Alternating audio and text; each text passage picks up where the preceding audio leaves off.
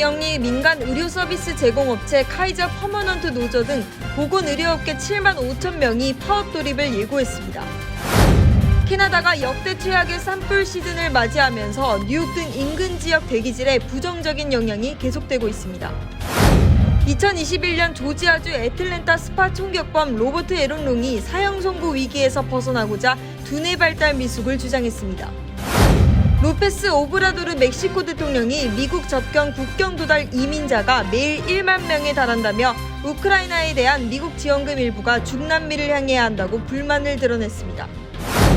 지난주 토요일 가족과 함께 뉴욕 주립공원으로 캠핑을 떠나 실종되었던 9세 샬롯 세다가 어젯밤 약 40시간 만에 극적으로 돌아왔습니다. 지난주 금요일 뉴욕과 뉴저지에 내린 폭우로 지하철 시스템이 마비되며 뉴욕주 감사원이 MTA 시스템 측에 부족한 대응을 지적했습니다. 미국 내 아시안계의 아시아 국가 호감도에 대한 설문조사 응답자 62%가 한국에 대해 호의적이라고 밝혔습니다.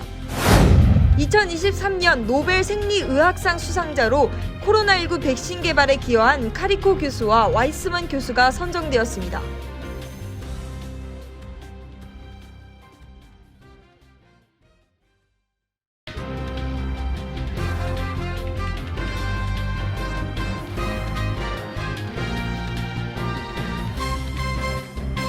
여러분 안녕하십니까? KBTV 뉴스 9 이창원입니다. 전미 자동차 노조와 배우, 방송인, 노조 등 전국 곳곳에서 수만 명이 파업을 진행 중인 가운데 보건의료업계 7만 5천 명도 파업 도입을 예고했습니다. 전국적으로 파업 사태가 확산되면 미국의 국내 총생산 성장률이 타격이 될 것으로 우려됩니다. 첫 번째 소식 전장 기자가 전해드립니다. 최대 비영리 민간 의료 서비스 제공업체 카이저 퍼머넌트의 노조는 내일부터 3일 동안 파업에 돌입한다고 CNBC와 CNN 등이 보도했습니다. 노조 측은 사측이 불공정한 노동 관행을 저지르고 있다고 비난하며 투자를 통해 카이저 퍼머넌트의 인력 부족 위기를 해결하기 위한 극적인 조치를 당장 취하지 않으면 노동자들은 내일 아침 파업을 벌일 것이라고 밝혔습니다. 노조에 따르면 코로나19 팬데믹 기간인 2021년에서 2022년 대퇴사 기간에 보건의료 분야에서 500만 명 이상이 일을 그만둬 보건의료 종사자의 3분의 2가 번아웃을 경험하고 있으며 퇴사 비율은 20%에 달한다고 설명했습니다.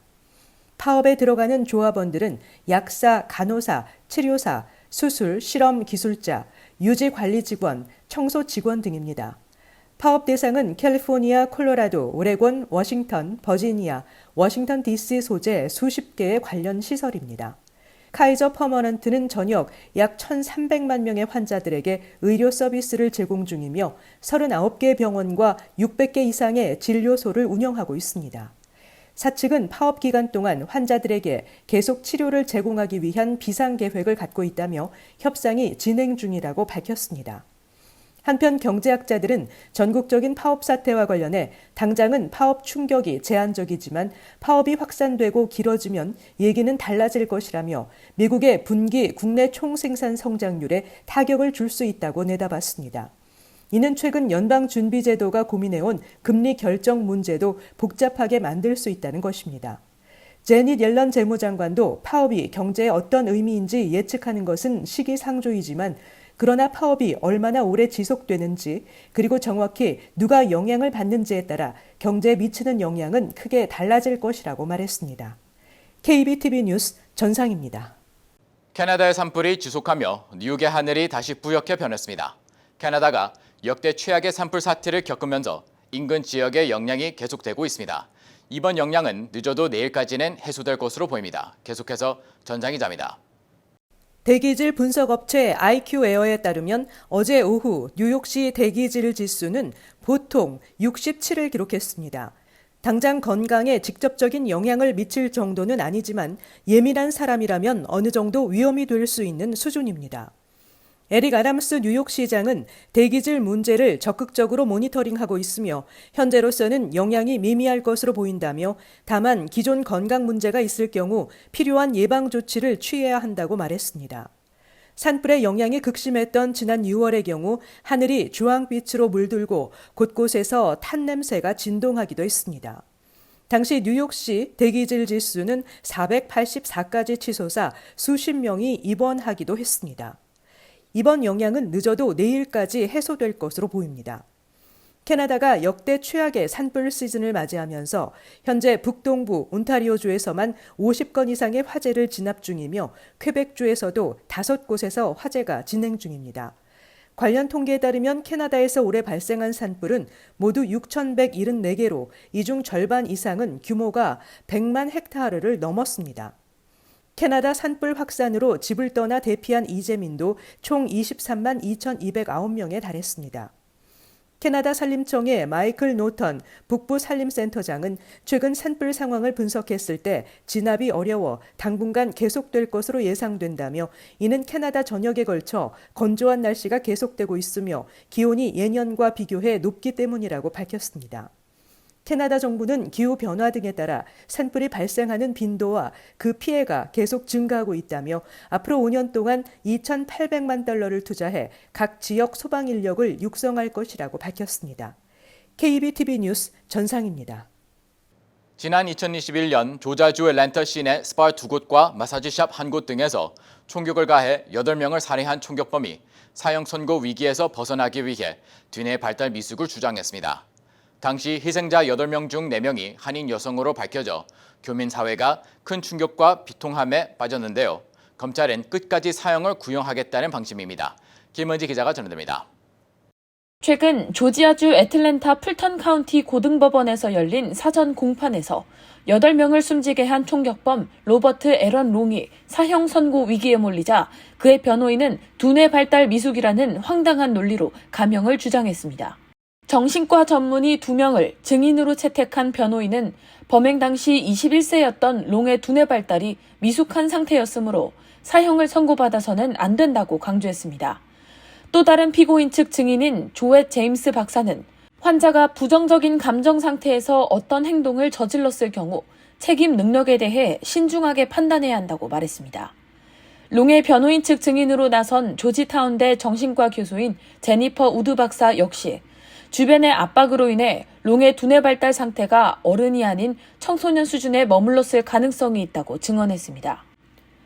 그러나 검찰은 보스턴 마라톤 폭탄 테러범인 조하르 차르나예프도 당시 21세에 불과했지만 연방법원에서 사형을 선고받았다고 반박했습니다. 총격범 롱은 지난 2021년 3월 16일 조지아주 애틀랜타 시내 스파 2곳과 체로키 카운티 마사지숍 1곳에서 총격을 가해 8명을 살해하고 1명을 다치게 했습니다. 애틀랜타 스파 2곳에서는 4명이 숨졌는데 모두 한인 여성이었습니다. 롱은 사건 당일 범행 후 자신의 승용차로 고속도로를 달리다 부모의 신고를 받고 출동한 경찰에 의해 검거됐습니다.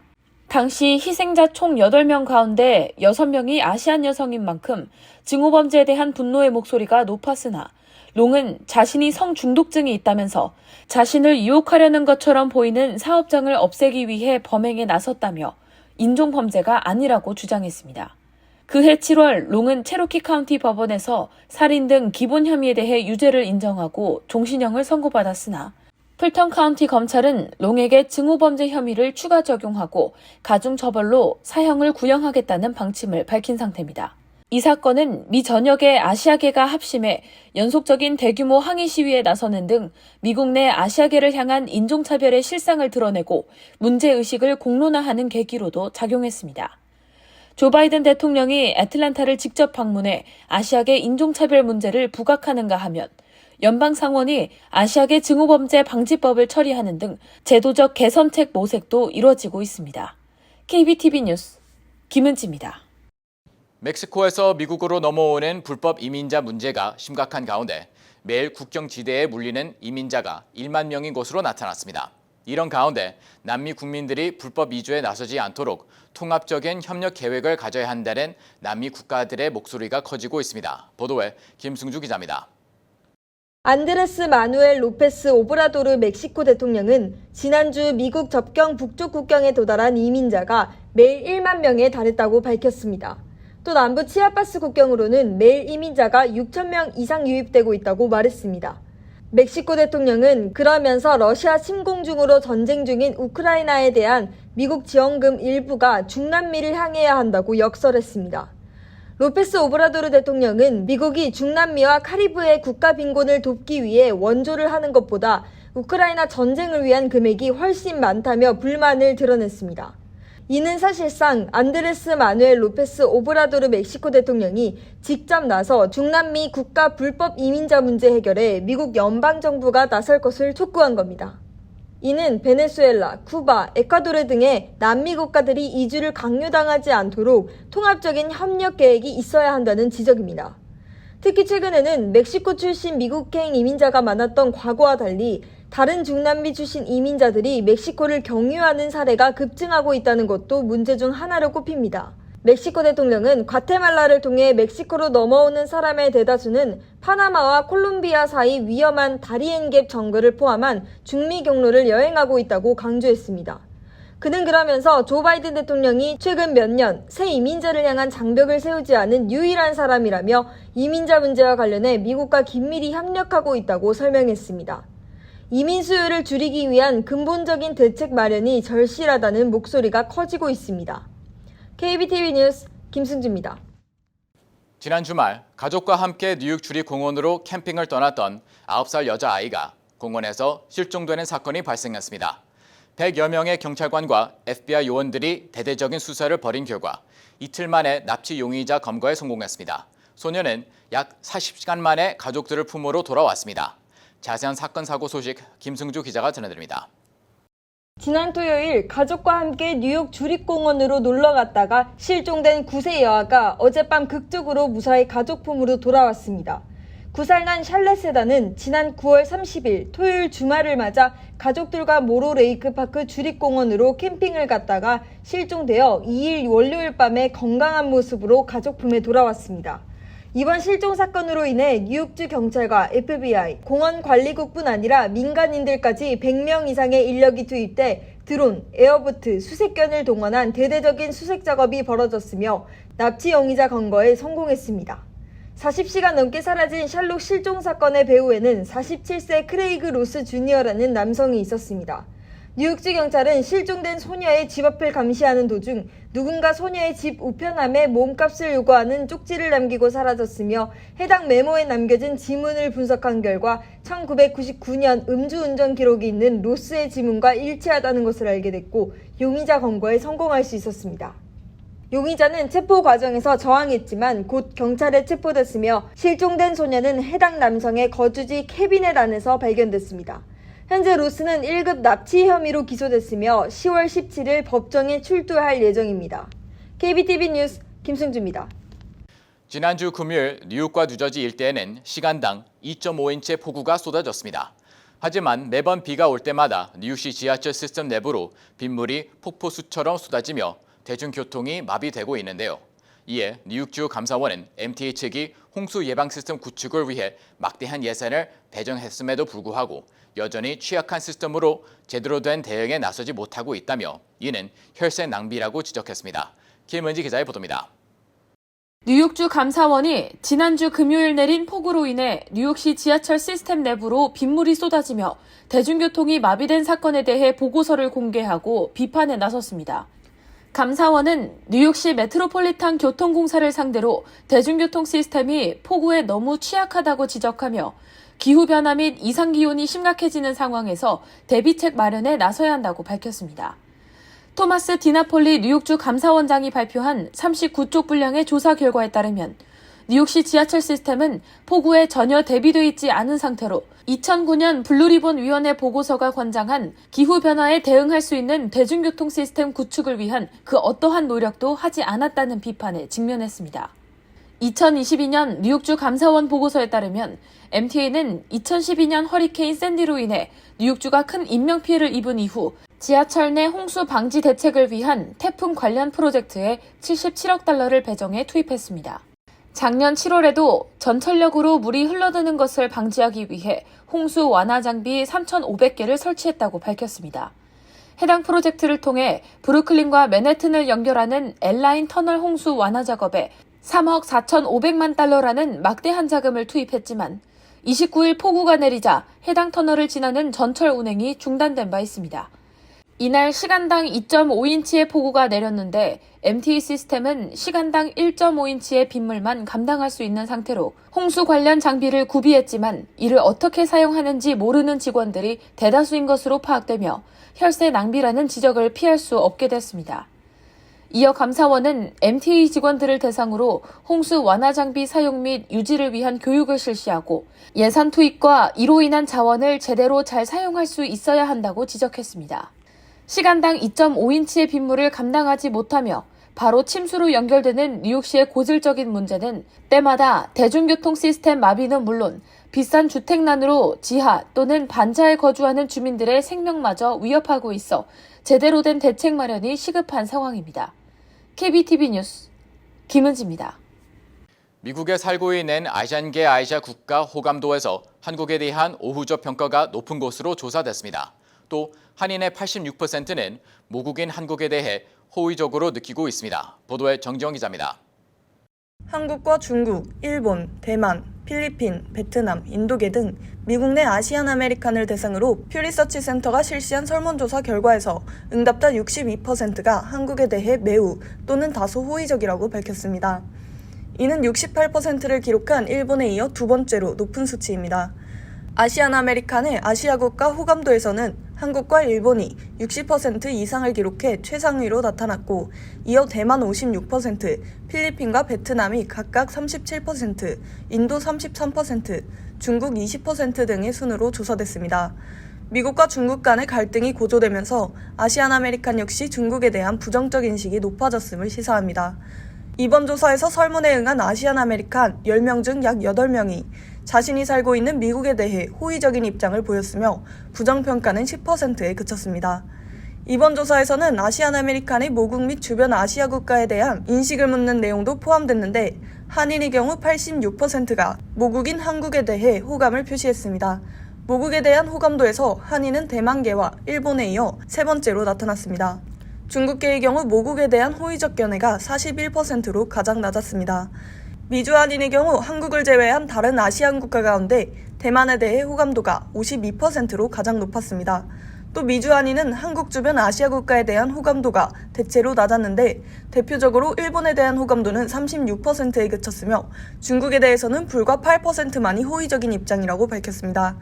다른 아시안 아메리칸들의 경우 일본에 대한 호감도가 60에서 80% 수준인 것을 감안하면 한인들의 경우 일본에 대한 우호적 인식이 상대적으로 낮았습니다. 또 중국에 대한 인식에서도 한인은 대만계에 이어 두 번째로 중국에 대해 호감도가 낮은 것으로 나타났습니다. KBTV 뉴스 정지원입니다.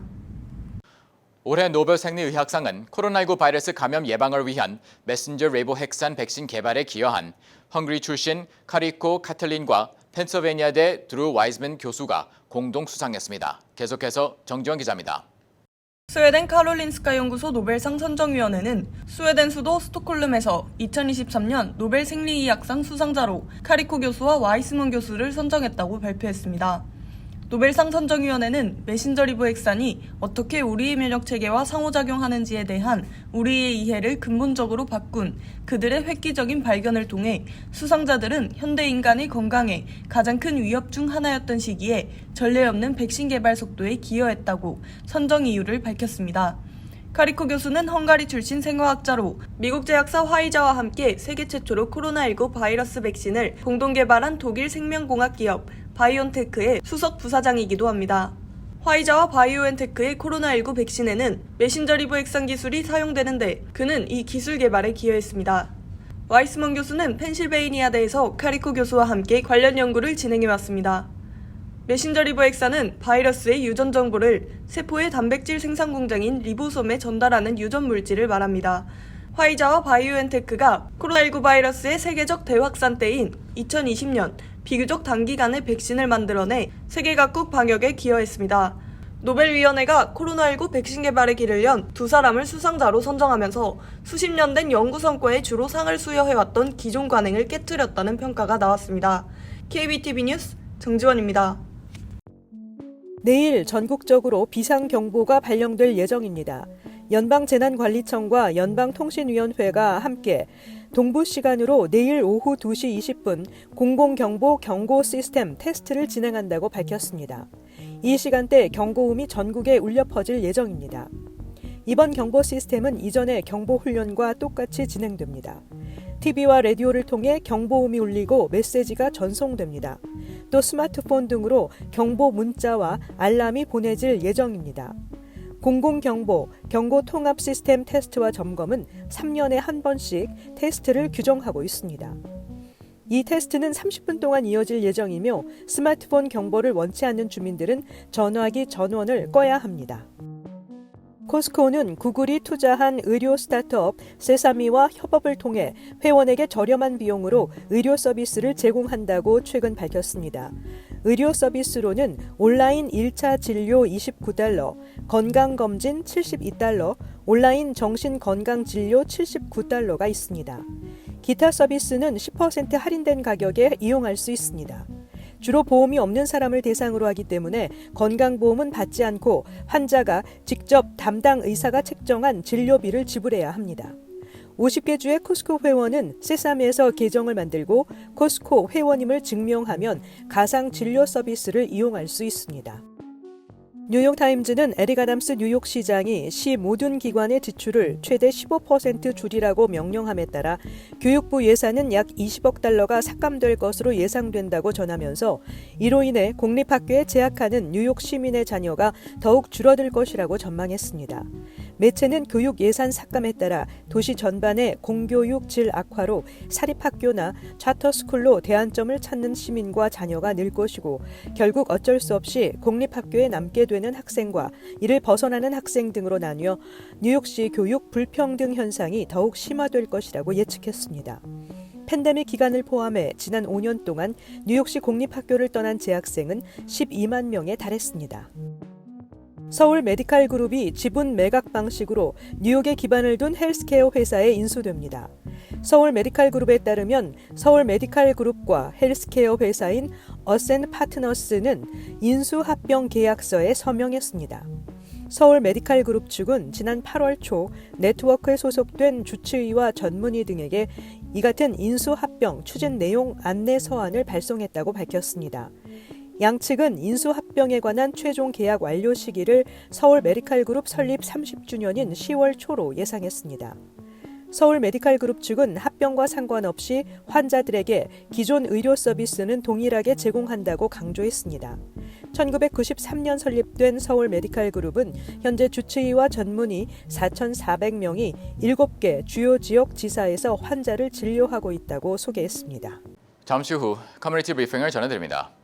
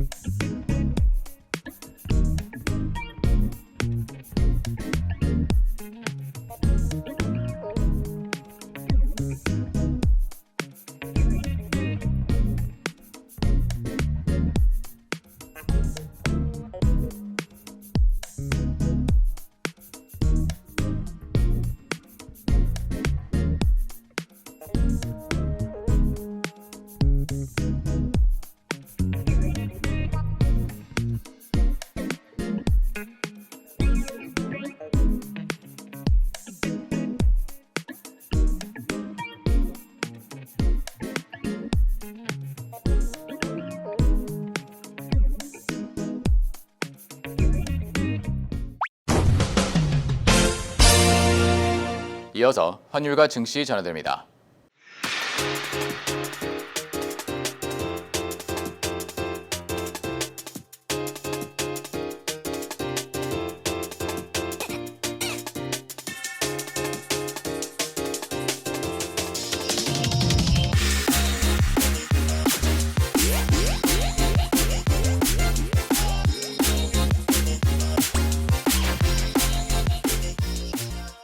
잠시 후 뉴욕과 뉴저지 날씨 전해드립니다.